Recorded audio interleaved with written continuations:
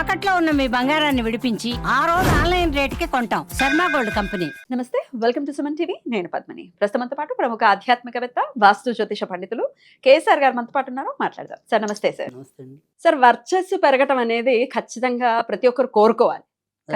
వర్చస్సు ఉంటే ఆ కాన్ఫిడెన్స్ వేరు. లేకపోతే ఎదుటి వాళ్ళు గుర్తిస్తూ ఉంటే వీళ్ళలో చాలా వర్చస్సు ఉంది అనేది గుర్తిస్తూ ఉంటే మనకు వచ్చేటటువంటి అవకాశాలు వేరు. అంటే ధార్మికంగా మాట్లాడుతున్నాను నేను. మరి ఈ వర్చస్ ని ప్రయత్నపూర్వకంగా పెంచుకోవడానికి ఏదైనా విధానం ఉందా, చెప్తారా? తప్పకుండా. అంటే ఎప్పుడైతే వర్చస్ అనేది కరెక్ట్గా ఉంటుందో మన రూపంలో తేజస్సు కూడా అలానే పెరిగే అవకాశం ఉంటుంది. అసలు ఈ వర్చస్సు కానీ తేజస్సు కానీ ప్రతి మనిషిలో పెరగటం అనేది, అంటే ఇప్పుడు ఒక అందం అనేది ఎవరి సొంతం కాదు, కానీ ఎవరి సొత్తు కాదు కాదు సో కానీ వర్చస్ అనేది మనం తెచ్చుకోవచ్చు. సో అంటే ప్రతి ఒక్కళ్ళు కూడా వాళ్ళ అందంతో సంబంధం లేకపోయినా కూడా అబ్బా ఆయన మొహం చూస్తే ప్రశాంతంగా ఉంది అంటే ఆయనలో వర్చస్తుంది అని. తర్వాత ఇంచుమించుగా మనకి తెలిసినంత వరకు అతిపెద్ద హీరోయిన్లు ఎవరైనా కానీ, ఇండస్ట్రీని వెళ్ళిన మహా హీరోయిన్లు కానీ, శ్రీదేవి లాంటి వాళ్ళు అందరూ కూడా చామంచాయ లేదా ఇంకా దిగువలో ఉన్న వాళ్ళే. నల్లటి నలుపు వాళ్ళే ఎక్కువ కదా, కలర్ లో ఏముంది కదా, ఏమీ లేదు కదా. అంటే ఆ యొక్క లావణ్యంలోనే ఉంది. కరెక్ట్. సో ఆ లావణ్యం తెచ్చుకోవటం అనేది, అంటే ఇప్పుడు నా మొహమే బాగుండలేదు, నేను ఇంకా ఏడుపు గొట్టుగా ఉన్నాను అనుకోండి, ఉన్న తేజస్సు కూడా పోతుంది. అవును. సో కనీసం ముఖార విందంలో అయినా సరే ప్రశాంతత, నవ్వు, దరహాసం అంటాం, ఇలాంటివి తెచ్చుకో. కానీ అది ఎలా అవుతుంది అంటే ప్రతి ఒక్కళ్ళు కూడా వర్చస్సు కానీ తేజస్సు కానీ పెరగాలి అంటే కనుక ఆధ్యాత్మికంగా అయితే ఖచ్చితంగా దైవ సాధనలో కనీసం ప్రతిరోజు కూడా ఒక 5 నిమిషాలు 10 నిమిషాలు వాళ్ళ సమయాన్ని కనుక దేవుడి దగ్గర కేటాయించినట్టయితే తెలియకుండానే మన ముఖంలో వర్చస్సు పెరగటం అనేది ఉంటుంది. సో అది మొదటి పద్ధతి. సరే, ఇంకా తంత్ర సాధనలు కానీ అవి కూడా ఉంటాయి, అవి చెప్తారు. కానీ అంతకన్నా ముందు కొంతమంది ఏమి చేయరు సార్. ఏ గుళ్ళకి అడిగినా కూడా చెప్తారు మేము ఏ పూజలు చేయను. సహజ సిద్ధంగానే వాళ్ళకి ఒక అట్రాక్షన్ ఉంటుంది, ఒక వర్చస్ అనేది ఉంటుంది. అది ఎట్లా సాధ్యపడుతుంది అంటే ఇది మళ్ళీ మనం జ్యోతిష్యంలోకి వెళ్ళాలి. సో సాధారణంగా చంద్రశుక్రులు ఒక ఇది బాగుండకపోతే ఆ రకమైన చార్ము రావడం అనేది కష్టం. సో ఎప్పుడైతే చంద్రశుక్రులు ఇద్దరు బలంగా ఉన్నారో, ఈ చంద్రుడి వల్ల ఆకర్షణ, శుక్రుడు వల్ల లావణ్యం, అందుకని ఆ రకంగా సౌందర్యం కలిసి ఉన్నా ఉంటుందా సార్? చంద్రశుక్రులు కలిసి ఉంటే సౌందర్యం వస్తుంది, కానీ ఒక్కోసారి షుగర్ రావడానికి అవకాశం. షుగరా? షుగర్ డయాబెటీస్ అనేది గురువుకి చెప్తుంటారు కదా.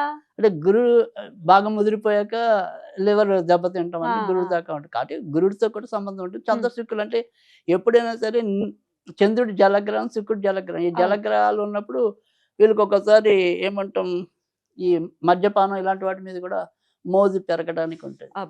ఆ ఇబ్బంది ఉంటుంది. ఆ ఇబ్బంది ఉంటుంది. సో చంద్రశుక్రులు కలయిక కన్నా కూడా మంచి ప్లేస్ లో ఉన్నప్పుడు అది సద్వినియోగం అవుతుంది. మరి చెప్పండి, మరి ఎక్కడ ఉంటే వాళ్ళు మంచి ప్లేసుల కింద కన్సిడర్ చేస్తారు? అంటే ఏదైనా సరే వాళ్ళ శత్రు రాశులు కాకుండా, అంటే ఇప్పుడు చంద్రుడు ఉన్నాడు అనుకోండి, సాధారణంగా గురువుకి సంబంధించి అంటే మేషంలో ఉండటం, మేనంలో ఉండటం, ఆయన సొంత రాశి అయిన కర్కాటకంలో ఉండటం, తర్వాత వృశ్చికంలో ఉండటం, ఇది ఎక్కువ మంచి జరుగుతుంది చంద్రుడికి.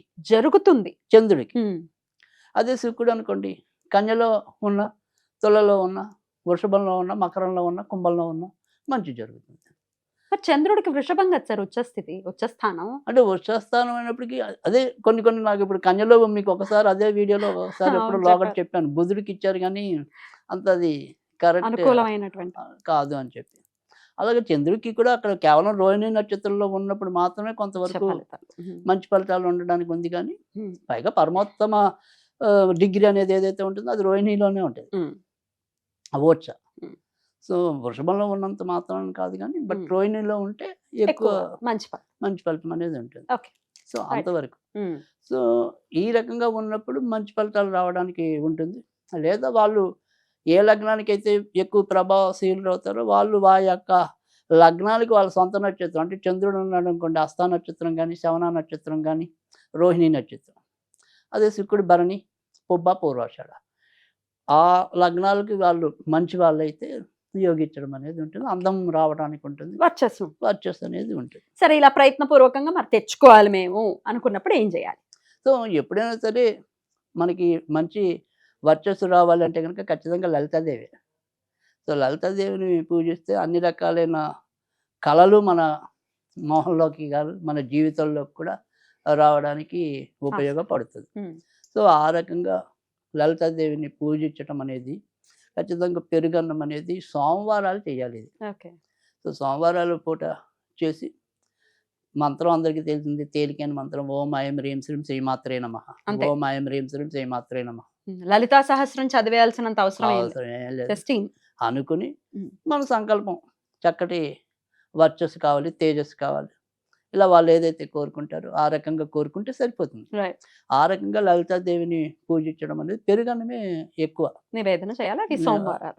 సోమవారాలు. సో అలా ఎన్ని వారాలు చేయమంటారు? ఒక 9 వారాలు చేస్తే చాలు.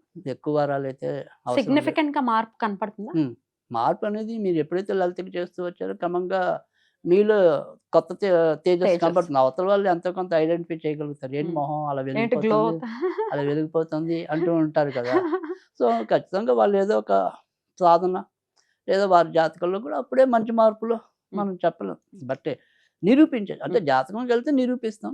ఒకవేళ జాతకం లేకపోయినా కూడా ఈయన ఏదో ఈ మధ్యన ఏదో పూజలు చేస్తున్నట్టున్నారు, కొద్దిగా గ్లో పెరిగింది, క్రమం తప్పకుండా ఏదైనా దేవాలయాలకు వెళ్తున్నారేమో, ఇలాంటివి మనకి స్ఫురిస్తాయి. చెప్పేయచ్చు. సో ఈజీ ఇట్లా పూజలు పరిశీలన అనేది ముఖ్యం.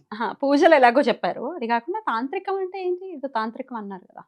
అంటే తాంత్రికంలోకి చెప్పాలి అంటే కనుక ఎప్పుడైనా సరే అది ఏమంటాం, ఇదే లలితాదేవికి మనం కొద్దిగా పాలు, తర్వాత దాంట్లో కొద్దిగా కస్తూరు, ఏమంటాం దాన్ని, కస్తూరి కాదు, కుంకుమ పువ్వు. కుంకుమ పువ్వు. సో ఈ కుంకుమ పువ్వు 2 వేసి ఇదే మంత్రాన్ని 9 సార్లు మనం పఠించి ఆ ముఖానికి గనక ఆ రాసుకున్నట్టయితే పాలన. పాలన ఓ, చాలా తొందరగా ఫలితం. మార్పు వస్తుంది. సో ఎటువంటి చర్మానికి సంబంధించిన ఇబ్బందులు ఉన్నా కూడా అబ్బా, అవి కూడా తొలగిపోతాయి. అద్భుతం సార్. సో ఆ రకంగా కూడా చక్కగా చేసుకోవచ్చు. అది తాంత్రికం. తాంత్రికం. సో ఆ రకంగా చేసుకున్నా కూడా మంచి ఫలితాలు ఉంటాయి. ఈ స్విచ్ వర్డ్స్ కూడా చెప్తూ ఉంటారు కదా మీరు, రైట్. వర్చస్కి ఏదైనా స్విచ్ వర్డ్ చెప్పండి సార్. మరి అంటే నిరంతరం ఇంకా చదువుకోవడం, లలితాదేవిని చేసుకుంటూ కూడా రైట్. నిరంతరం చదువుకోవడం. అంటే దీనికి మనం లోగడ కూడా కొన్నిసార్లు చెప్పాం, దానికి జాస్మినే. జాస్మిన్. సో జాస్మిన్ అనేది మంచి స్విచ్ వర్డ్ దానికి. అసలు అలా అనుకుంటూ ఉండొచ్చు. అంతేగా, ఎప్పుడు ఖాళీ ఉన్నప్పుడల్లా జాస్మిన్ జాస్మిన్ జాస్మిన్ అనుకోవటమే. సో దానివల్ల కూడా మల్లె పువ్వుకి అంతటి హా. అందం ఉందో మనకి అంతే అందం వస్తుంది. బొడ్డు మళ్ళీ అందులో కూడా. మంచి సువాసన, అందం కూడా. Right. Right sir, beautiful sir. వర్చస్సు పెంచుకోవాలి ప్రయత్నపూర్వకంగా అంటే లలితాదేవి సాధనతో సాధ్యపడుతుంది అని చెప్తున్నారు కాబట్టి ఖచ్చితంగా ప్రయత్నించండి. రైట్ సార్, చాలా బ్యూటిఫుల్ గా ఎక్స్ప్లెయిన్ చేశారు సార్. కృతజ్ఞతలు. నమస్తే సార్.